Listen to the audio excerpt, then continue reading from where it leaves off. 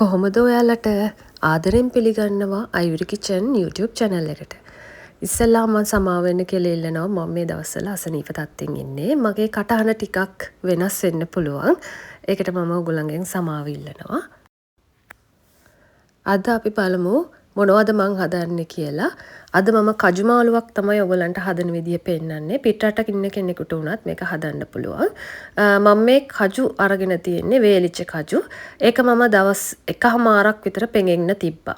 මේ විදිහට පෙඟෙන්න තියලා තමයි අරගෙන තියෙන්නේ. ඒක මම භාජනයකට දාගන්නවා. ඒකම මේ තියෙන්නේ frozen green peas. ඒ කියන්නේ freeze කරපු green peas. මම ඒකිනුත් කෝප්පයක් මේ විදිහට දාගන්නවා. ඒකට මම ලුණු තේ හැඳි දෙකක් දාගන්නවා. ලුණු දානකොට කල්පනාවෙන් දාන්න. ඔයගොල්ලන්ගේ රස අනුව අඩු වැඩි කරගන්න පුළුවන්. ඊට පස්සේ මම කහ තේ හැඳි භාගයකුත් දාගන්නවා. ඊට පස්සේ මම වතුර අඬු කෝප්පයක් මේ විදිහට දාගෙන හොඳට මේ ටික වතුර හිඳෙනකන් තඹ ගන්නවා. හොඳට වහලා තඹ ගන්න ඕනේ. තඹ ගන්නකොට මතක තියාගන්න ඕනේ ගින්දර මධ්‍යම ප්‍රමාණය තියාගෙන තමයි කජු ටික තඹ ගන්න ඕනේ. කජු ටික තැම්බෙන්න චුට්ටක් වෙලා යනවා. ඒක නිසා විනාඩි 10ක් 15ක් ඇතුළත තමයි අපි මේ කරි එක හදාගන්නේ. දැන් මං ටිකක් ඇරලා ඒක ටිකක් හැඳි ගෑවා.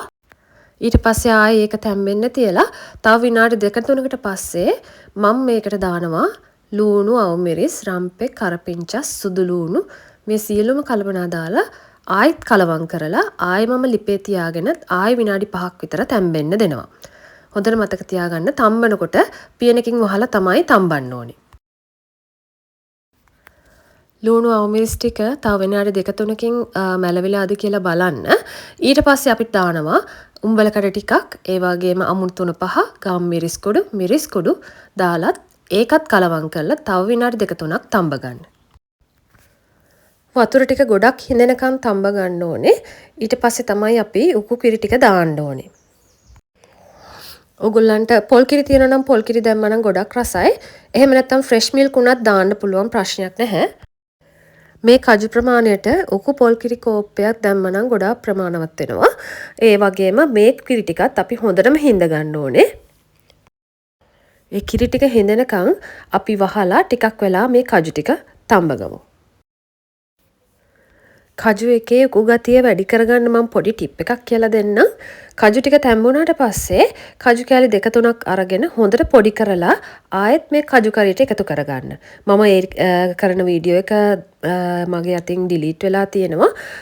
ඒක නිසා ඔයගොල්ලෝ කජු කරිය හදනකොට කජු කෑල්ලක් මේ විදිහට පොඩි කරලා දාන්න. ඊට පස්සේ විනාඩි 2-3ක් ලිප උඩ තියලා හොදි ටික හිඳුණාට පස්සේ බා ගන්න. දැන් මගේ කජු කරිය ලෑස්ති. මං හිතනවා මේකෙන් ඔයගලන්ට අදහසක් ගන්න පුළුවන් වෙයි කියලා. මගේ channel එක නරඹුවාට ගොඩාක් ස්තුතියි.